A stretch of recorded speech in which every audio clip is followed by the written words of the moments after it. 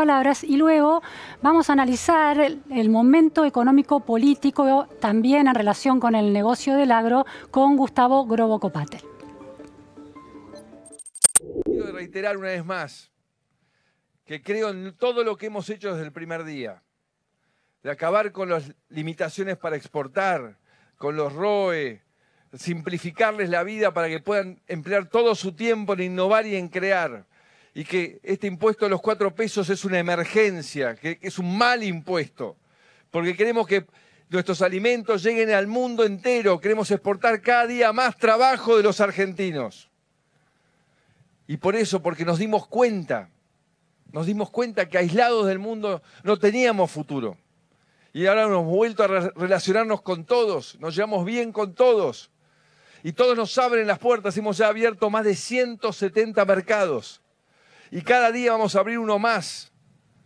Porque ahora estamos contentos, pero queremos más. No nos alcanza con que el arándano y la cereza llegue a China, o nuestra carne esté en Japón, en Israel, en China, o los limones en Estados Unidos, o la yerba mate y el aceite de soja en la India. Cada vez más queremos que nos conozcan, que sepan la calidad de lo que somos capaces de producir. Las retenciones son una medida de emergencia. Muy buenas tardes, Gustavo. Muchas gracias por estar aquí. Un gusto estar aquí también. ¿Escuchás estas palabras del presidente Macri, de alguna manera revisando su decisión en torno a las retenciones? Habían prometido como mensaje de campaña eliminarlas, se vieron obligados, de acuerdo con la perspectiva del oficialismo, a reponerlas, prometen que en 2020 se terminen. Y por otro lado enuncia una serie de logros, relaciones con 170 países, y lo acompaña hasta el presidente a la India, ¿no? ¿Cómo ve un hombre del agro con esa cercanía, con las políticas económicas y granarias, este balance que hace el presidente? Bueno, yo creo que coincido y además la gente, me parece que en general en campo le cree de que estos impuestos nuevamente a las exportaciones son una medida de urgencia que ha tenido que tomar el presidente, efectivamente porque las cosas no sucedieron como pensaban que iban a suceder. Y me parece que la gente le cree en ese sentido de que el presidente el año que viene, si es reelecto, la va a sacar. ¿Cómo vi lo de la India? Bueno, a mí me parece que todos los esfuerzos para lograr mercados, para exportar, el presidente llevó una comitiva de pymes bastante importante, todo eso es loable. Y más yendo a la India, que es el país que va a tener uno de los mayores consumidores del mundo en los próximos 20, 30 años.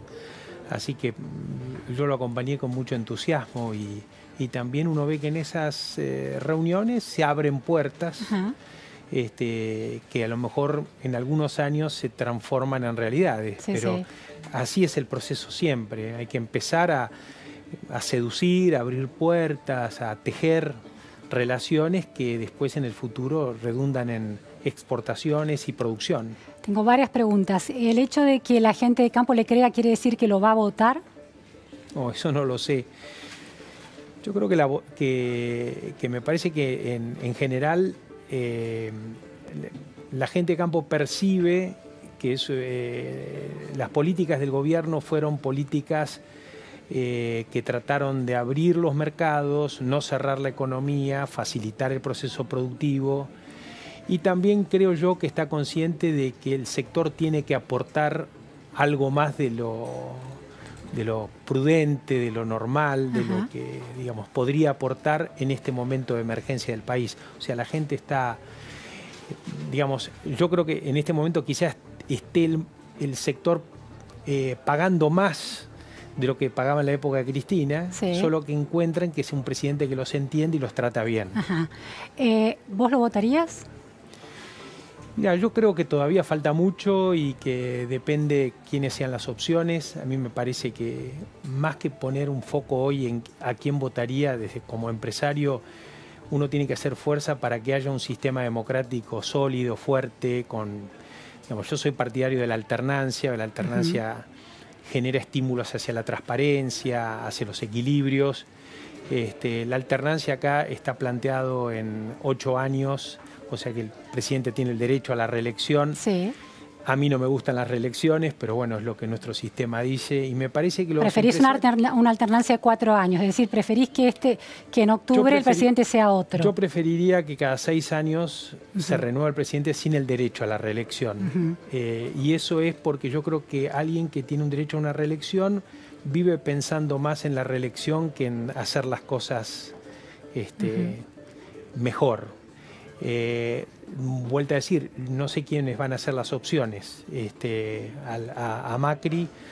Evidentemente Cristina ya tuvo 12 años, o el cristinismo o el kirchnerismo tuvo 12 años, y desde mi punto de vista mostraron que no pueden gestionar, que no saben gestionar, con lo cual es una etapa ya pasada. Hay que ver desde el peronismo o de otras fuerzas quiénes son las opciones.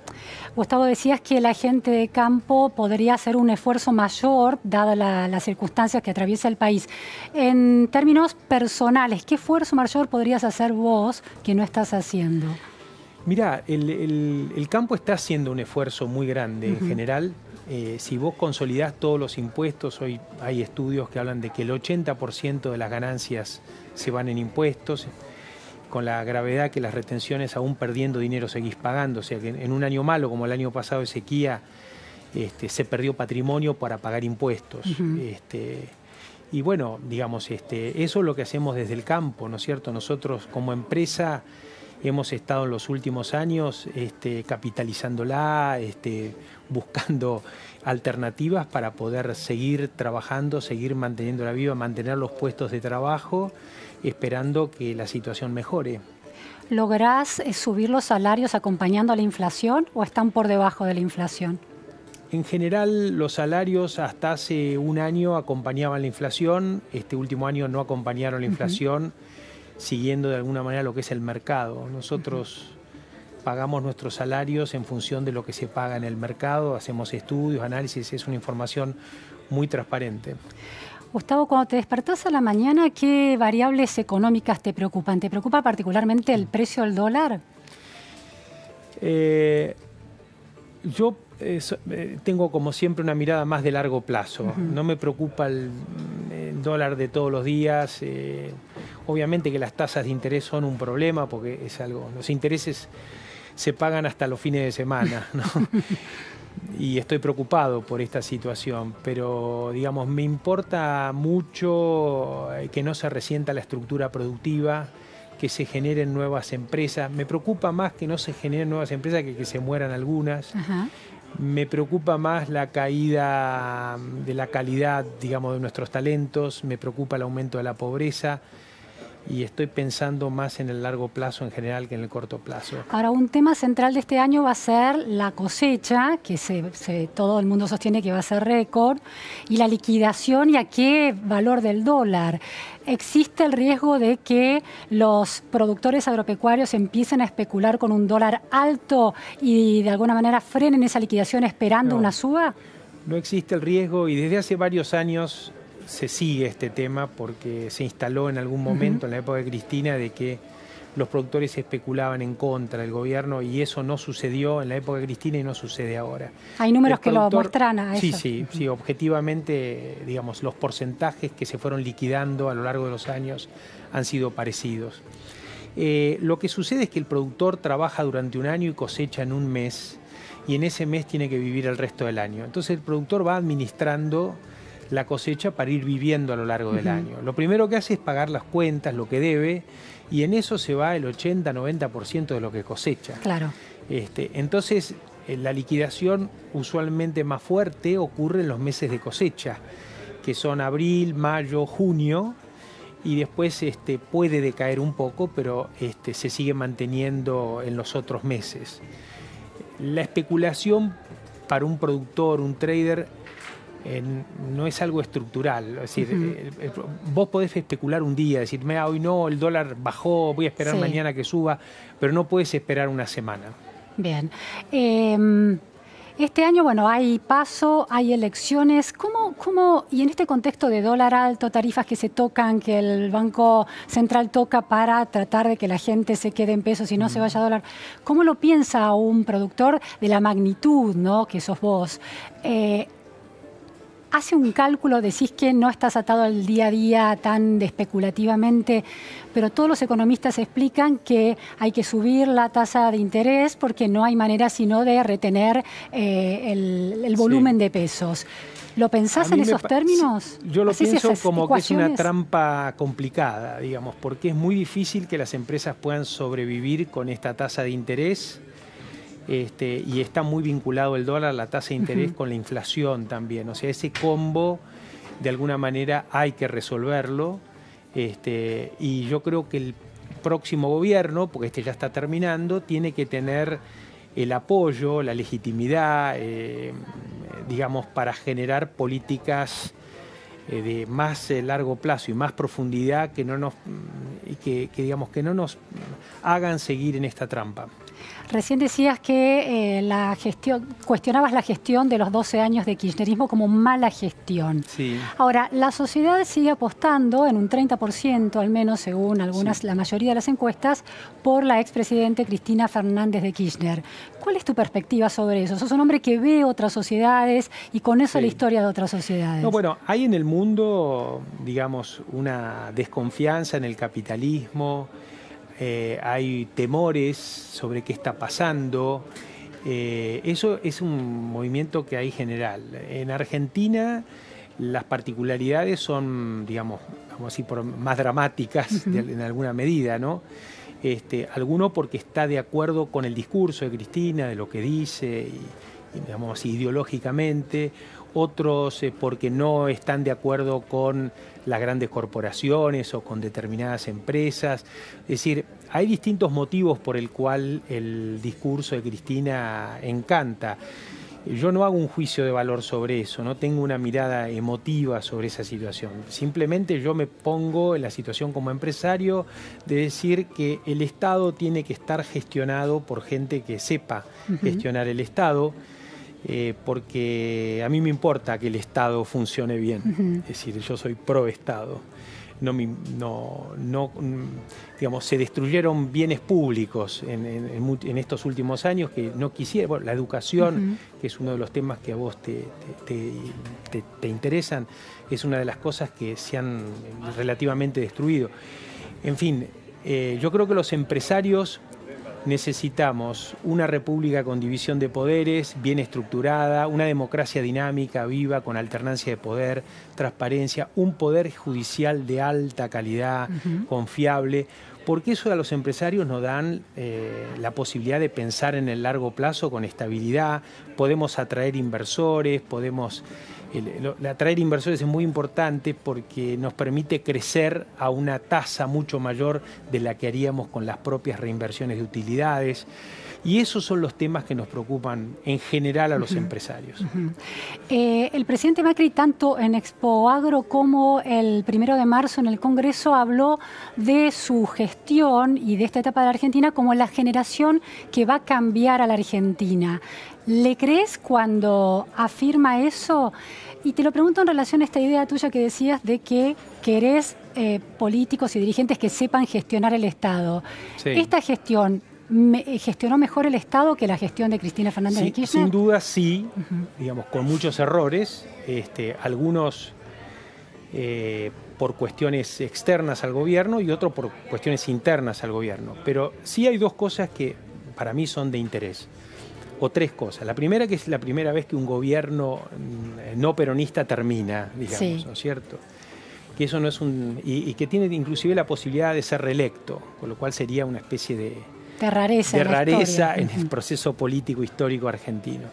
La segunda es que alguien que no es del sector político, que viene del sector empresario, está bien que Macri hace décadas que está en la política, pero bueno, alguien que sale del sector privado, se mete. Hay muchas otras personas que salieron del sector privado para meterse en la política. Yo creo que ese flujo, desde lo privado a lo público, desde lo público a lo privado, debe facilitarse. Si esos flujos están, están cerrados, si son dos compartimentos estancos, primero, el que está en el sector público tiene miedo de quedarse sin trabajo, entonces está muy incentivado a la corrupción, y el sector privado, que no va nunca al sector público, no lo entiende. No entiende el Estado, no entiende para qué el Estado y demás. Y el tercer punto, que me parece importante, es la incorporación de muchos jóvenes a la función pública, nuevos. Digamos, hemos sido una tanda de jóvenes entre 25 y 35 años, 40 años, que son los funcionarios del mañana. Entonces me parece que eso hay que verlo con más largo plazo para salir de la coyuntura del dólar y de la tasa de interés. Yo en esa parte creo que sí, que lo que dice el presidente, yo concuerdo con él. Más flujo entre el sector privado y público, más jóvenes funcionarios que se están capacitando y preparándose, y un gobierno que por primera vez no es peronista y que va a terminar y que puede llegar a ser reelecto. Esta llegada de este grupo, de este sector privado al gobierno, no habla no tanto de una pujanza de cierto sector privado y del interés de esos ciudadanos que han crecido en el mundo privado para llevar su experiencia al sector público, sino de un sector social bien posicionado que llega al Estado cuando hacía muchos años que no llegaba, y eso puede producir un sesgo en la mirada sobre la realidad. Mira, yo creo que hay gente del sector privado que tiene buena mirada, que está calificado y es sensible, y hay gente que no, y a la inversa, ¿no? Hay gente que está en el sector público que no tiene una mirada tampoco sobre las cuestiones públicas, ¿no? Bueno, de hecho, digamos, la calidad de nuestros gobiernos, de la política y demás, no ha sido buena, ¿no? Estuvo Tomás Abrams sentado en esa silla y dijo algo así como que el capitalismo argentino es extractivo y no invierte. ¿Cómo ves esa mirada? Una parte tiene razón, pero hay que ver los motivos. O sea, nosotros, el sector privado, hemos estado en las últimas décadas innovando para resistir por los permanentes shocks. Si vos tenés una economía en permanentes shocks, el empresario lo que trata es de resguardarse, maximizar el presente, no mirar el largo plazo. Y no todo el mundo es así, pero digamos en general se podría decir que una gran parte es así, y que tiene que ver con una forma de defenderse de los shocks. ¿No tienen, con ese poder económico que manejan, no tienen las chances de plantear otro tipo de diálogo con el poder político y otras políticas? Yo creo que está sobrevalorado el vínculo del sector privado con el gobierno. ¿Con este gobierno en particular? Sí, ¿o estructuralmente? Con este gobierno en particular seguro, y en general el sector privado como corporación en su conjunto está sobrevalorada, más allá de que haya algunos empresarios particularmente que tengan algún tipo de vínculo.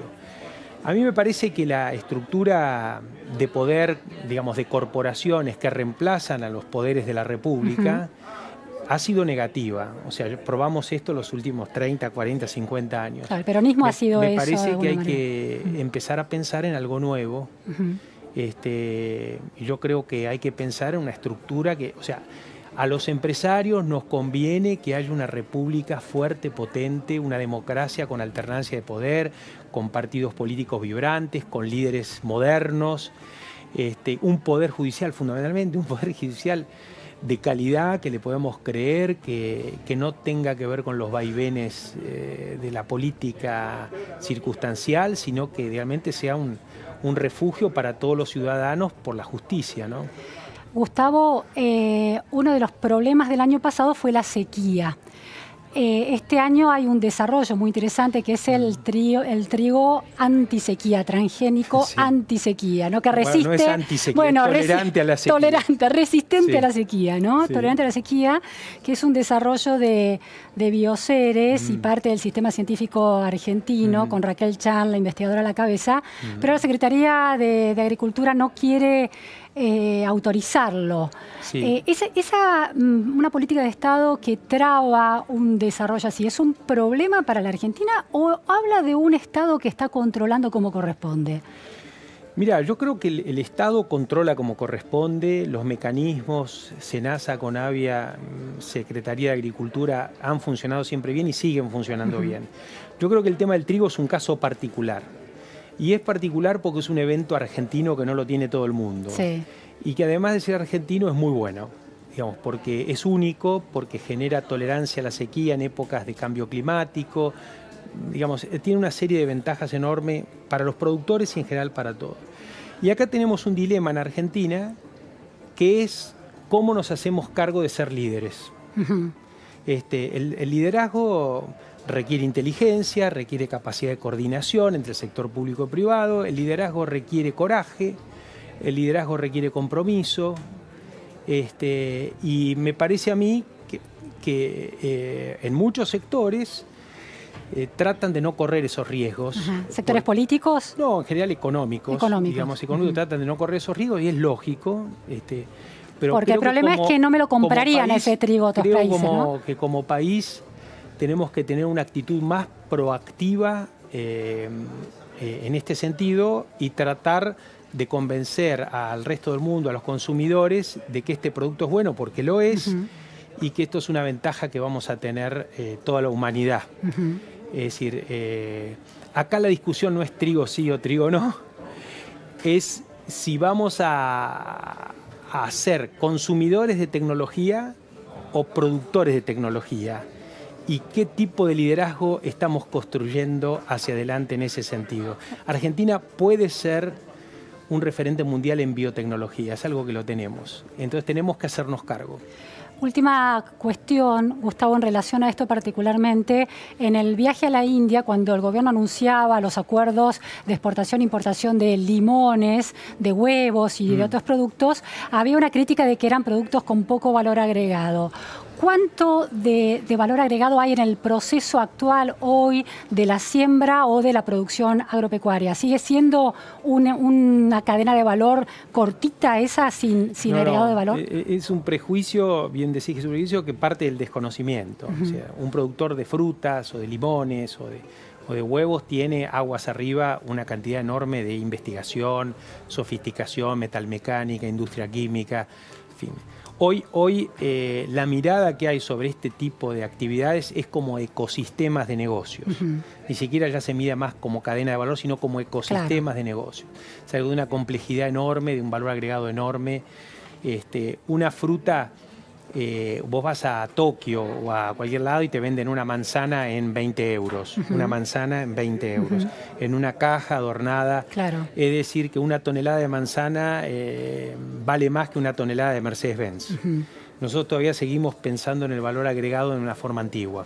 Claro, nos pensamos como granero del mundo y no como productores de tecnología. Lo de granero, inclusive lo de supermercado, es algo que diría, hasta se puede discutir ese concepto, puede servir como una mirada, pero hoy hay que mirar los ecosistemas que son cada vez más complejos y Argentina tiene capacidad de hacer esa complejidad mayor, de incorporar más conocimiento y eso es lo que genera más valor.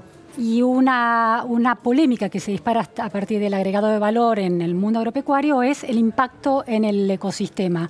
Por un lado por los herbicidas, los agroquímicos, y por otro lado por la tala que se redujo. O sea, los bosques en Argentina se siguen reduciendo. Una de las advertencias que hacen los organismos, las organizaciones que cuidan al medio ambiente es el avance de la frontera agropecuaria. ¿No existe un diálogo posible entre el desarrollo sustentable económico? Pero no se da.